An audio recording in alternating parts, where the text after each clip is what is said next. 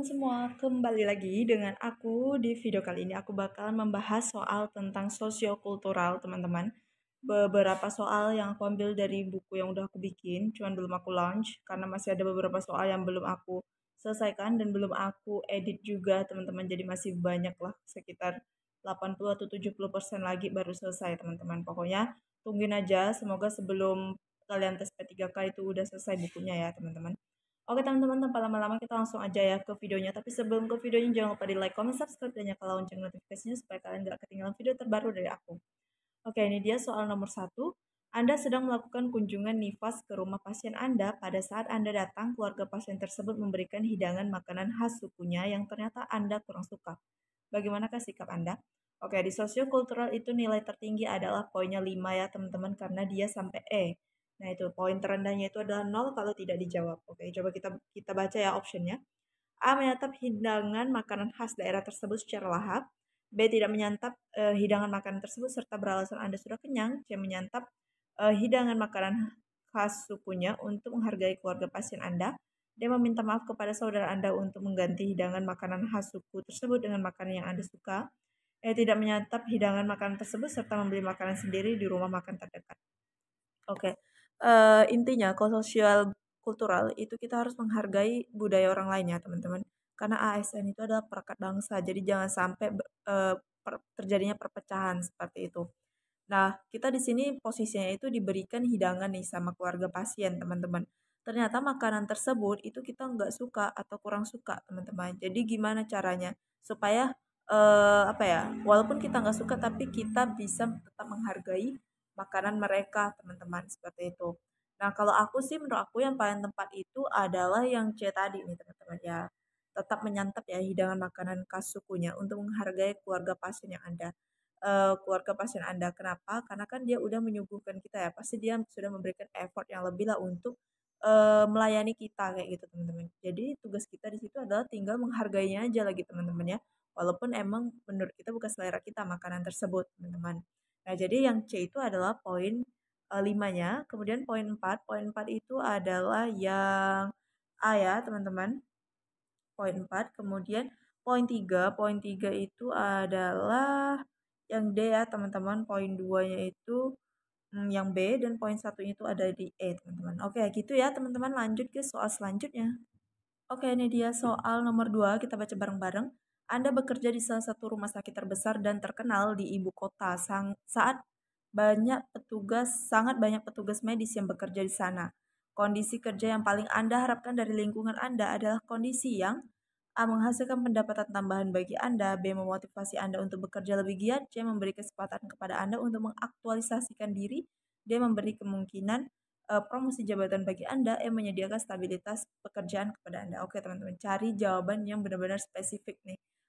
Maksudnya yang menyeluruh, bisa merangkup semua jawaban kayak gitu teman-teman ya. Tips dari aku untuk menjawab soal-soal seperti ini.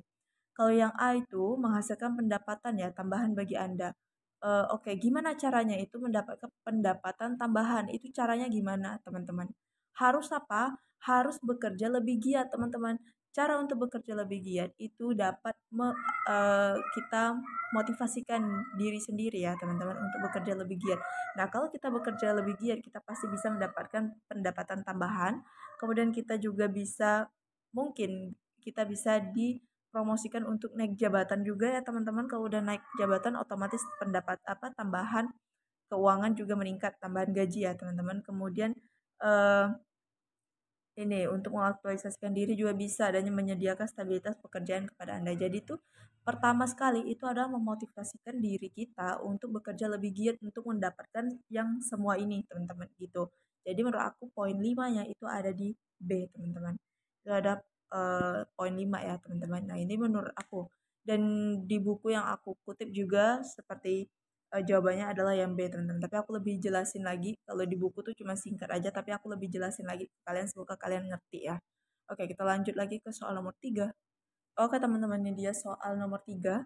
Pekerjaan Anda selalu menuntut Anda untuk melayani ibu-ibu bersalin yang mana berasal dari suku dan agama yang berbeda dengan Anda. Maka sikap Anda, oke teman-teman, di sini kita bidan ya, jadi kita harus menolong siapapun yang mau melahirkan ya teman-teman. Entah itu dia suku Batak, Bugis, Melayu atau apapun itu dan beda agama ya tetap kita harus tolong ya teman-teman. Nggak boleh tuh yang namanya pandang-pandang pasien atau pandang bulu ya teman-teman sesuai dengan Mars EB kayak gitu. Nah kita baca ya optionnya.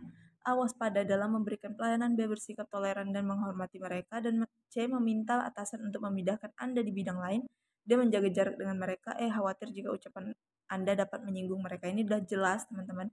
Jawaban yang poinnya tertinggi itu ada di B teman-teman ya. Tanpa pikir lagi ini udah jelas poin 5-nya ada di B teman-teman ya.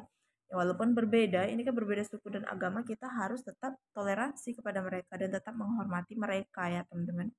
Nah itulah dia aspek dari sosiokultural ya, yaitu ASN itu sebagai perekat bangsa teman-teman.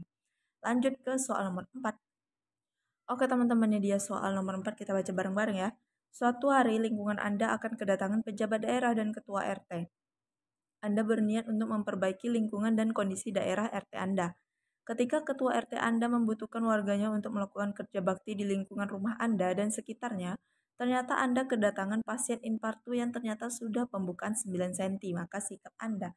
Oke, di sini posisinya misalnya kita lagi punya BPM ya teman-teman, punya BPM, kemudian datang nih pasien udah mau infartu, bukaannya 9 cm, tapi di sisi lain juga kita harus melakukan kerja bakti di lingkungan tempat kita tinggal, teman-teman. Nah, itu sikap kita kayak gimana? Yang A. Meminta orang lain mewakili eh, saya dalam kerja bakti tersebut ya. Ini Anda ya, teman-teman, kekurangan D ya. Oke, yang B, tidak ambil peduli dengan semua yang terjadi, C. Meminta salah seorang pekerja Anda untuk ikut serta dalam kerja bakti. Dia menemui ketua RT dan warga dengan meminta maaf dan membawakan makanan. Tetap ikut dan dalam kerja bakti walaupun Anda sedang punya tugas mendadak. Oke teman-teman, di sini tuh emang urgent banget ya posisinya di situ. Udah pembukaan 9 ini nggak bisa ditinggal ya teman-teman. Karena apa? Pembukaan 9 tuh ke 10 itu bisa cepet banget ya teman-teman. Tergantung si pasiennya juga nih.